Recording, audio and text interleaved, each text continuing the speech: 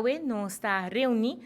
aqui para assinar ora e não hasi anúncio que o governo de Aruba está vai over na paga e 5% para o empregado público. Essa aqui está uma decisão que agora que não ave ainda. O ministro-presidente está em reunião com o secretário de Estado Van Huffelen, de qual ora não na papel entre outros arriba e ponto aqui não. Depois da reunião aqui, o ministro-presidente tomado contato com o Conselho de Ministros para assim ora não tomar uma decisão e a decisão está para o governo vai over na paga e amtenar e 5%. Pois, Simão aqui, tur empregado público e também não desde a fundação,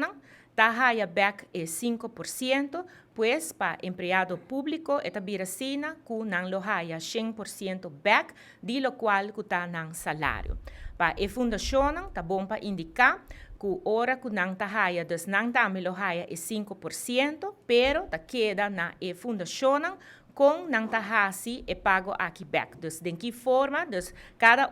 tinha discrição com não tá corta e 2,6% e pensei agora que não, ora que o governo tá dando e 5% back na fundação aqui e tá queda na discrição de fundação com não tá hasi e pago na aqui não. Para o qual tá empregado público sim, está assim que não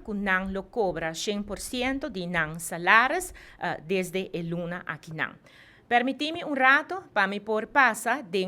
reconteio de tudo o qual que abim passa teco no momento não aqui não, já que nós tursai nós por a escuta ministro presidente rato passar de parte live que ela trece dilante, que está assim que não, que tem uma diferença de opinião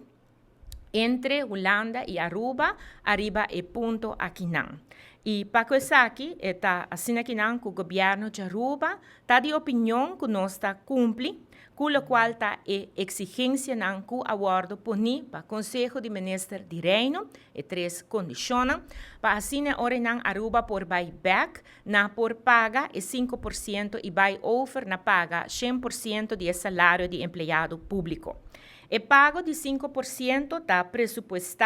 em presupuesto 2022. Aqui não nos mostra CAFT também, com nós também cobre essa aqui, que está o fundo não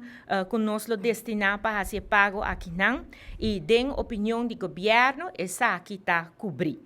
Também nós apresentamos no Parlamento o projeto de lei de LNT, conforme a palabração com Holanda, e mais que claro, é político a manter, o qual está o recorte de 25% riba no salário, se sei também está uma condição, e está bom também para trazer adiante, para sobre o viaja, botar em discussão pública, que também se sempre político não aguarda cortar. E se não está verdade, é político não está cortar com 25% de não salário.